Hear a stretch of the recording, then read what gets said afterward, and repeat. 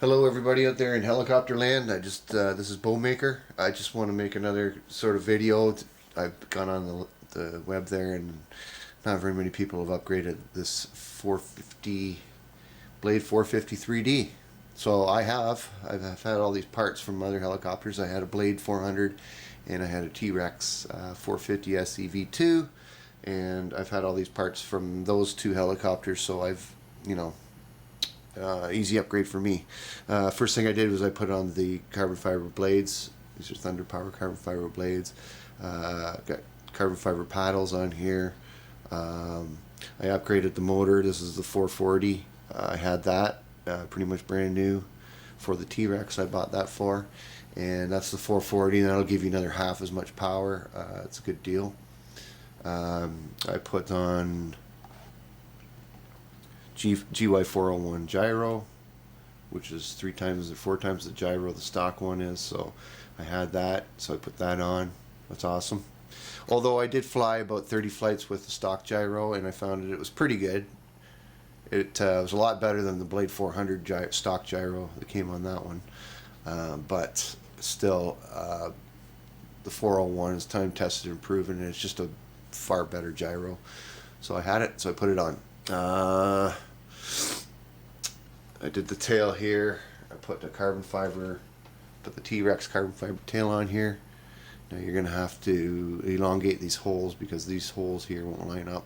I just made one of the holes, just took a drill and elongated the hole a little bit, and that fits on there really nice right away.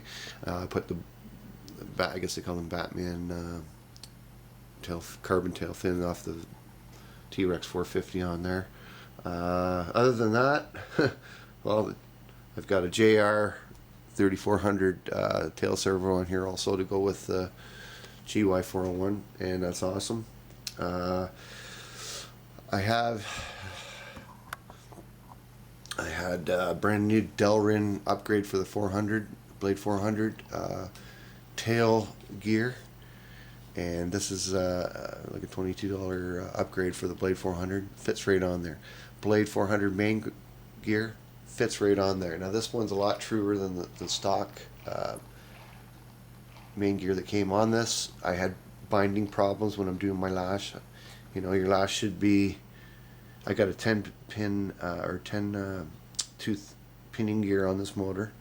Okay, it comes with an 11, but I went back and used the 10 because I found I did try it with the 11. It just took down my flight time a little bit too much. You probably get a minute less flight time with the 11 tooth. Probably more power, but it doesn't need any more. You put the 10 tooth on there, it seems to work pretty good. This Blade 400 stock gear, I had a brand new one of these to put it on, and boy, I tell you, it's truer than the stock 450 gear. I don't know why, but this is a lot better setup because I was getting binding here and there on the way around with the gear lash. You know, I'm trying to set it up with the stock gear. It wouldn't work on the stock motor and this motor, so I knew it was the gear. So I put this one on here, and this is true. It's beauty, same all the way around. I don't know, but if I'm gonna buy another main gear, hopefully I don't have to. But if I have actually a couple extra of these, I'm probably into having gears. It had the gear with the bearing in it, so it's just a straight setup, put right in there. I found when I first got the helicopter, the tail belt was a little bit on the tight side. Like, you know, you poke. Well, how I set my tail belt tension is basically I'll go about an inch back, or as far back as you can go here in the little viewport here, and push in with your Allen key, and you should be able to push it, like I say, an inch back from the pulley. You should be able to push it easily halfway or a little bit more. That's a good tension. I found that with the stock setup, when I got it brand new and I checked that belt tension, I can only basically push it maybe a quarter way. So it was a little on the tight side. Now what that's going to do, if your tail belt's too tight, well, it ain't going to slip, but you're also going to wear out your bearings in the front here faster, and in the tail here faster if it's too tight. So I loosened that off, and I've got 40 flights on it, and it hasn't moved or loosened off or anything. That's a good rubber belt in there. the stock E-flite 76 cyclic servos they have in here have worked pretty good. I've been surprised how good they are. No problems over the times I've had it. The time I've had it a couple months now. So they've worked good. The ESC performed flawlessly. It's a good deal. It's a lot better than the Blade 400 ESC. The receiver, never had any problems with that. It's a good receiver. Just all around, it's a pretty good helicopter. It's a lot better than the Blade 400, I figure. But like I say, I've done all these upgrades though, so I've made it twice the helicopter it was from stock, I think, because I've done these at times. I ran with, the first thing I did was I put these carbon fiber blades on, and I put the wooden ones away for spares. So that was a good upgrade. One thing I would upgrade in the end is I would probably put the metal or aluminum, whatever they're made out of, blade grips on. These plastic ones will break really easy. But they're cheap. You can depends on what you're doing. But I mean, the metal ones would be a good upgrade for this helicopter, because these I imagine flex a little bit, and you probably don't want that too much. I got it set up so that it's perfectly balanced. Like, it can't basically get any better. There was a little bit of up and down from stock. There was on this shaft.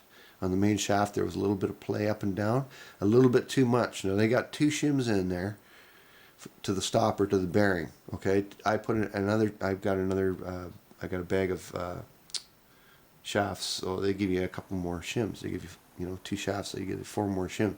I ended up putting one more shim in there to take up that play. Now, you shouldn't have it tight, but you should also just be able to feel that going up and down. Just. You don't want it too much play, but you don't want it tight either. You want it to just barely feel like, or look at it, and you can see, if you go up and down with this, you should be able to see that go up and down. That's just to take the sideways stresses off any of your bearings. But you don't want it loose. Like, it was probably a 16th. It was probably moving close to a 32nd or 3/64 up and down, and that was a little bit too much, because I could feel it as I was carrying the helicopter to the field. I'd be walking along, and I could feel the main shaft going up and down. Well, you don't want that.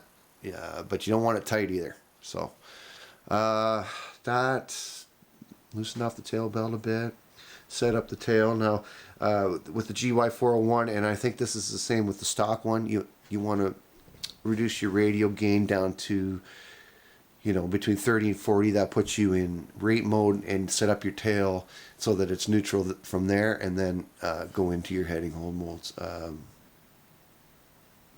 That's explained in the manual. I think actually, if just look up the GY401, because I did set up the stock tail. I didn't have any.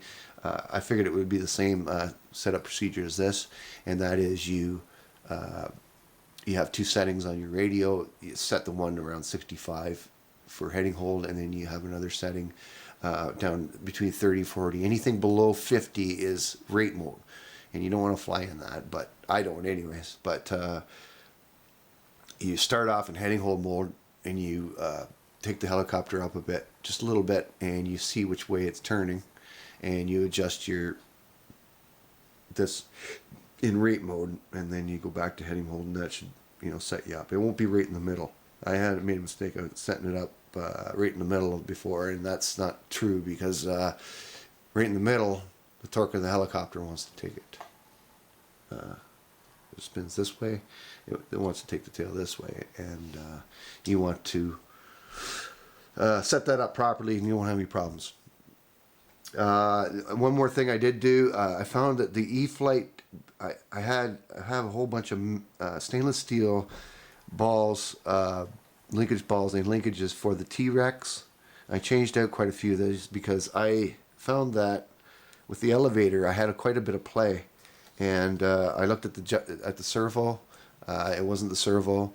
I looked at the swash plate. It wasn't the swash plate. So what it come down to is these ball links for the E-flite have a little bit of play in them, and you times that over 1, 2, 3, 4, 5, 6.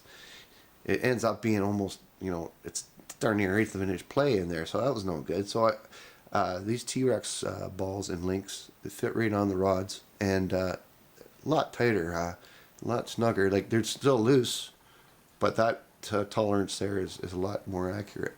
So I took out pretty much 90% of the play there just by changing the ball links out to a T-Rex 450 ball link ball and link, and they screw right in there. So you might want to think about that. Then that's about it.